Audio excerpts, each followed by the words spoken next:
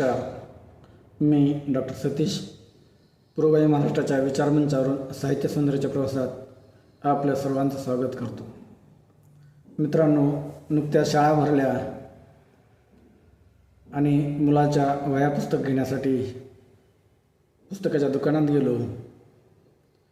पालकांची धावपळ मुलांपेक्षा जास्त दिसली आणि मग त्या सर्व भूतकाळातल्या आठवणी जाग्या झाल्या.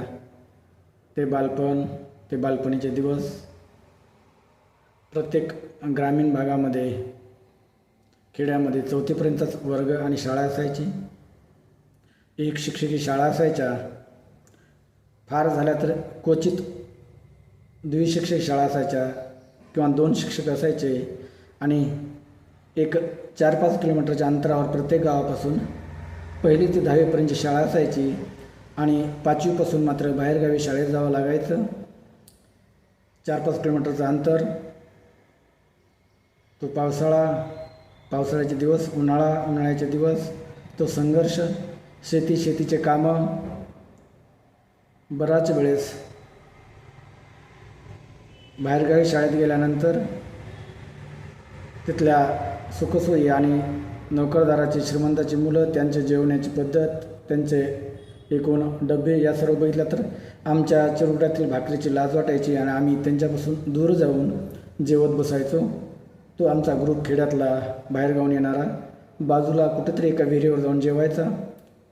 याच अनुषंगाने त्या संघर्षातला जीवनाच्या ताजे करणाऱ्या आठवणी, साधारण 1990-95च्या काळातील त्या शाळेतील, माध्यमिक शाळेतील आठवणी सहज मुलाच्या वह्या पुस्तक घेण्याच्या निमित्ताने ताज्या झाल्या आणि त्या काळातील संघर्षात घडलेली ती सर्व पिढी आमची आज बरीच चांगल्या पद्धतीनं जीवन जगत आहे. आणि साधारण 1995, 1990, 95चा काळ, त्यावेळेसची व्यवस्था, सुखसोयी आणि विज्ञानाची प्रगती आणि आज 2020 नंतर 21व्या शतकातली विज्ञानाची प्रगती, यामध्ये मात्र कल्पनेच्या बाहेर बदल झालेले दिसून येतात. आणि या दोन्ही शतकातील सांधा जुळवणारे हे अनुभव शिक्षण काळातले आणि शिक्षणाचे त्या पिढीचे दोन्ही शतकाच्या सांध्यावरून आज आपल्याला सांगायचे वाटतात. आणि म्हणून याच जीवनप्रवासामध्ये शिक्षणाच्या साधारणपणे सहजपणे एक गोष्ट लक्षात येते की आज पालकांची चिंता आणि त्या समकालीन पालकांची चिंता, त्याचमुळे त्या संघर्षातून ती पिढी सक्षमपणे उभा राहिली आणि जीवनाच्या कुठल्याही टप्प्यावरती आज समर्थपणे अनेक आव्हानांना तोंड देत आहे. आज घराच्या दरवाजातून शाळेच्या दरवाजापर्यंत अनेक सोयीसुविधा आहेत, तरी मुलाला थोडा उशीर झाला तर असंख्य फोन पालकांच्या शिक्षकांना जातात. याच सर्व विनाकारण चिंतेनं मुलांचं जीवन थोडं आळशी बनवलं जाते का, असा हे प्रश्नचिन्ह या सामाजिक व्यवस्थेवर, समाजव्यवस्थेवर निर्माण होतं. आणि म्हणून त्याच अनुषंगाने त्या काळातील आईवडिलांनी मुलांवर सर्व सोडून दिलं आणि त्या संघर्षातून झालेली तयार पिढी आज किती सक्षमपणे जीवन जगत आहे, या सर्व गोष्टीचा आढावा घेणारी ही कविता. 8वा ते दिवस. भूतकाळ वाचल्याशिवाय इतिहास कळतच नाही. भूतकाळ वाचल्याशिवाय इतिहासच कळत नाही. त्याशिवाय वर्तमानातलं जीवनाचं गणितच जुळत नाही. 8वा ते दिवस किती मजा असायची.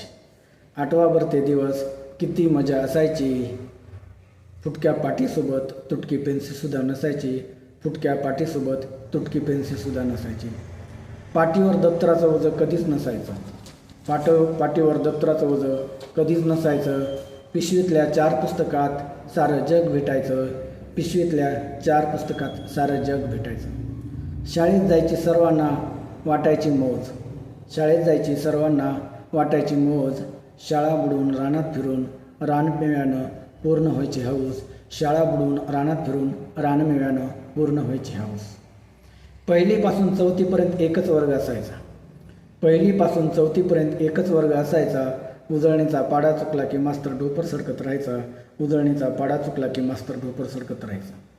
रानात काम करत शाळेतली वेगळीच असायची मजा. रानात काम करत शाळेतली वेगळीच असायची मजा. अपूर्ण गृहपाठ राहिला की खूप मिळायची सजा. अपूर्ण गृहपाठ राहिला की खूप मिळायची सजा. कधी कधी मार चुकवताना मंदिरात शाळा पूर्ण व्हायची. कधी कधी मार चुकवताना मंदिरात शाळा पूर्ण व्हायची. खेळून दमलो की घराची आठवण व्हायची. खेळून दमलो की घराची आठवण व्हायची. पावसाळ्याच्या तोंडावर एका एका वर्गानं पुढं जायचो. पावसाळ्याच्या तोंडावर एका एका वर्गानं पुढं जायचो. बापाची गरिबी म्हणून जुनीच पुस्तकं विकत घ्यायचो. बापाची गरिबी म्हणून जुनीच पुस्तकं विकत घ्यायचो.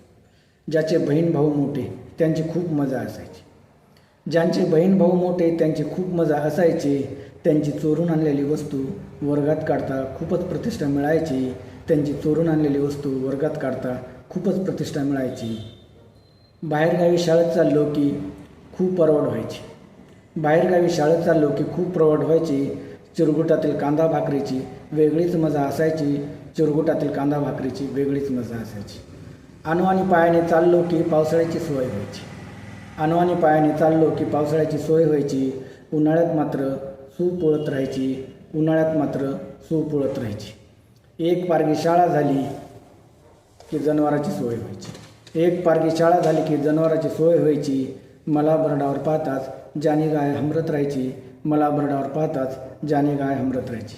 एक पारगी शाळा झाली की जनावराची सोय व्हायची. मला बरडावर पाहताच जानी गाय हमरत राहायची. जानी गाय हमरत राहायची. गुरं राखून दमलेले पाय रातभर कणत राहायचे. गुरं राखून दमलेले पाय रातभर कणत राहायचे. रोज जेवताना मात्र दही दुधांचे कोपरापर्यंत वगळ जायचे. रोज जेवताना मात्र दही दुधांचे कोपरापर्यंत वगळ जायचे. दिवाळी उन्हाळी सुट्टीचा खूपच राग यायचा. दिवाळी उन्हाळी सुट्टीचा खूपच राग यायचा. शेतातल्या कामामुळे त्याचा शून्य आनंद असायचा. शेतातल्या कामामुळे त्याचा शून्य आनंद असायचा. असे आम्ही सर्व वर्गानं वर्ग चढत गेलो. असे आम्ही सर्व वर्गानं वर्ग चढत गेलो. बापाच्या खांद्याला खांदा देत घडत गेलो. बापाच्या खांद्याला खांदा घेत जीवनात घडत गेलो.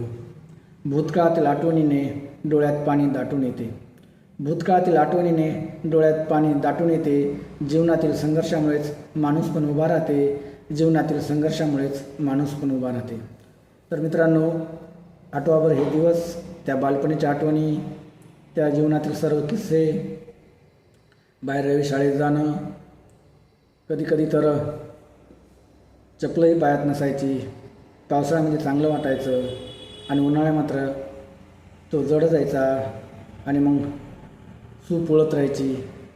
या सर्व वेदनादायी आठवणी, तो संघर्ष आणि त्या संघर्षामुळेच ती साधारण 1990 ते 95च्या पिढीत आणि त्या बरोबरच्या पिढीनं संघर्ष बघितला, संघर्षातलं जीवन बघितलं आणि आज ती पिढी सक्षमपणे उभा आहे.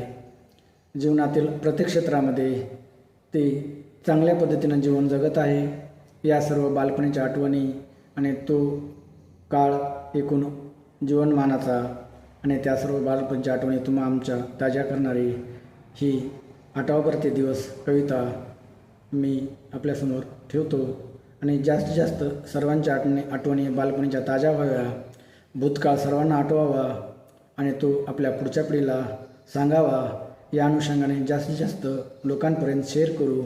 जास्तीत जास्त लोकांपर्यंत तो 1990 ते 95चा काळ आणि त्या आठवणी ताज्या करून मित्रांमध्ये त्या परत जीवनाच्या आनंदाच्या त्या क्षणाच्या गोष्टी ताज्या करू. या अनुषंगाने मी थांबतो. धन्यवाद.